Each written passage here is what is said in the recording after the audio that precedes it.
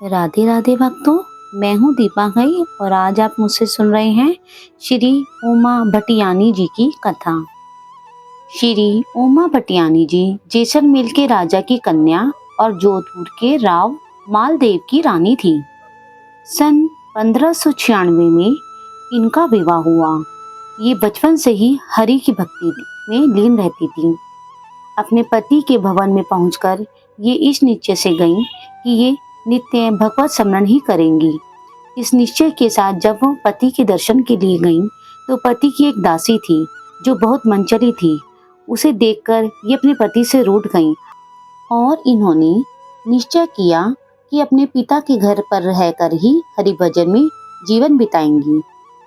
इनकी भक्ति से प्रभावित होकर राजा राव मालदेव जी ने मन में यह आया कि किसी प्रकार रानी उमा भटियानी जी को जोधपुर में आकर रहने लगे और सुपूर्वक यहाँ ही रहकर भगवत भजन करें।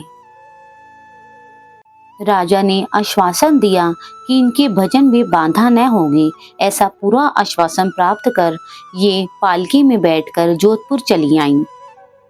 मार्ग में विश्राम स्थल पर किसी चारण ने यह दोहा कहा, माने रखे तो पीव तज, पीव चहे तजमान, दो दो गयन न बंदही, एक ही कम्बू ठान। यह सुनकर ये उसी स्थान पर रह गई। पिता और पति दोनों की ओर से इनको सद्भाव प्राप्त हुआ। एकांत में भजन के अतिरिक्त किसी से इन्होंने व्यवहार नहीं रखा। सन 1619 में राजा मालदेव के मरने पर लौकिक वैदिक प्रथा के अनुसार ये सती हो गई।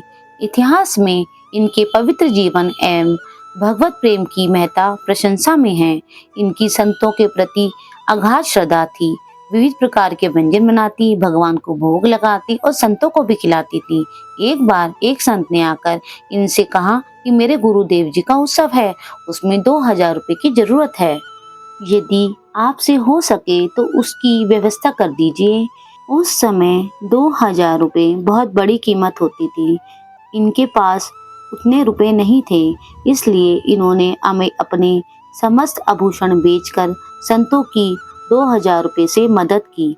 उसी रात ऐसा चमत्कार हुआ कि इन्होंने अपने जितने गहने बेचे थे वे सब आकाश से इनके आंगन में बरस गए। इन्होंने पहचाना, ये तो मेरे ही गहने हैं। इस प्रसंग से इनकी संत सेवा में और अधिक निष्ठा हो गई और सर्वत्र इनकी उदारता की चर्चा होने लगी।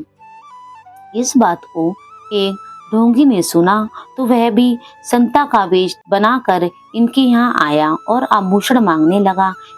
इन्होंने उसे भी अपने समस्त आभूषण दे दिए, परंतु वह ढोंगी जब इनके आभूषण लेकर नगर से बाहर भागने लगा तो वह अंधा हो गया और फिर वह नगर में ही वापस लौटा तो उसकी आंखों की ज्योति ठीक हो गई। तब उसने नगर में रहने का ही निश्चय किया। परंतु नगर में जब वह एक रात को सो रहा था तो स्वप्न में भगवान ने भय दिया कि क्यों रे मूढ़, अभी भी तेरा अज्ञान दूर नहीं हुआ। शीघ्र उस भगवती के आभूषण को लौटाओ, अन्यथा तुम्हारा सर्वनाश हो जाएगा। तुमको मालूम होना चाहिए कि भक्त का धन तो भक्तों की ही सेवा में लगेगा। तब तो वह ढोंगी डर कर इनके सभी आभूषण लौटा गया और चरणों में पड़कर क्षमा मांगी।